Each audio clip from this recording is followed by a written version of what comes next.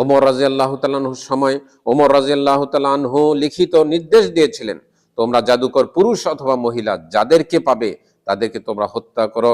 আসসালামু আলাইকুম ওয়া রাহমাতুল্লাহি ওয়া বারাকাতুহু। আলহামদুলিল্লাহি রাব্বিল আলামিন ওয়াসসালাতু ওয়াসসালামু আলা সাইয়্যিদিনা মুহাম্মদ ওয়া আলা আলিহি ওয়া আসহাবিহি আজমাইন। প্রশংসা আল্লাহ সুবহানাহু ওয়া তাআলার জন্য, শান্তি অবতীর্ণ হোক জনাবে মুহাম্মদুর রাসূলুল্লাহ সাল্লাল্লাহু আলাইহি ওয়াসাল্লামের প্রতি। জাদুবিদ্যা হচ্ছে শিরক, তাওহীদের পরিপন্থী। জাদুবিদ্যার মাধ্যমে সংসারে বিচ্ছেদ ঘটানো হয়, মানুষের মনে অশান্তি তৈরি করা হয়, যা মানুষকে মৃত্যুর দিকে নিয়ে যায়।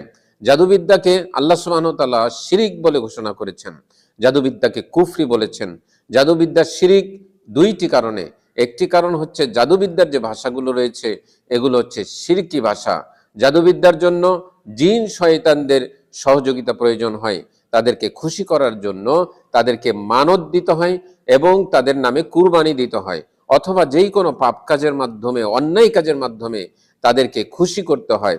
দ্বিতীয় নাম্বার কারণ হচ্ছে জাদুবিদ্যায় ইলমে গাইবের দাবি করা হয়। আল্লাহ সুবহানাহু ওয়া তাআলা হচ্ছেন ইলমে গাইবের মালিক, সুতরাং এই জাদুবিদ্যা হচ্ছে শিরক। ইহুদিদের একটি দল মনে করে সুলাইমান আলাইহিমুস সালাম জাদুবিদ্যার মাধ্যমে রাষ্ট্র পরিচালনা করতেন।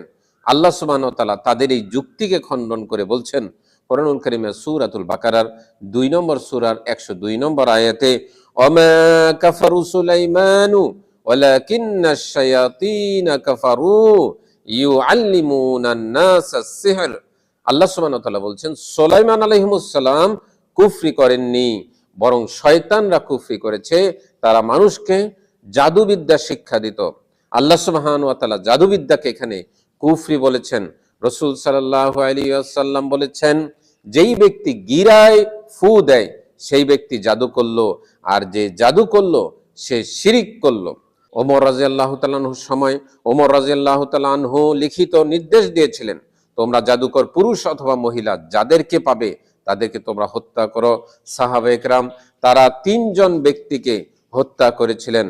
আল্লাহ সুবহানাহু ওয়া তাআলা শিরক বললেন, রাসূল সাল্লাল্লাহু আলাইহি ওয়াসাল্লাম শিরক বললেন। ওমর রাদিয়াল্লাহু তাআলার সময় লিখিত ঘোষণা হলো জাদুকর মহিলা পুরুষকে হত্যা করতে, যারা অসৎ উদ্দেশ্যে মানুষের ক্ষতি সাধন করার জন্য, মানুষের সম্পদ ভোগ করার জন্য যারা মানুষের উপরে জাদু করে থাকেন তারা দুনিয়া এবং পরকাল হারাবেন, তারা ঈমান হারা হয়ে জাহান্নামে নিক্ষিপ্ত হবেন।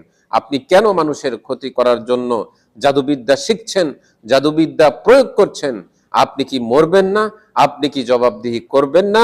অবশ্যই আপনার এই পাপ কাজের হিসাব একদিন দিতে হবে। সেদিন কিন্তু আপনার বাঁচার কোনো উপায় থাকবে না। আপনি যদি বাঁচতে চান, তওবা করে আপনি ঈমানের পথে ফিরে আসুন, অন্যের ক্ষতি করবেন না।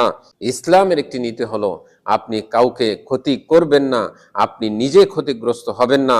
আপনি মানুষের ক্ষতি করে দুনিয়া এবং পরকাল হারাচ্ছেন।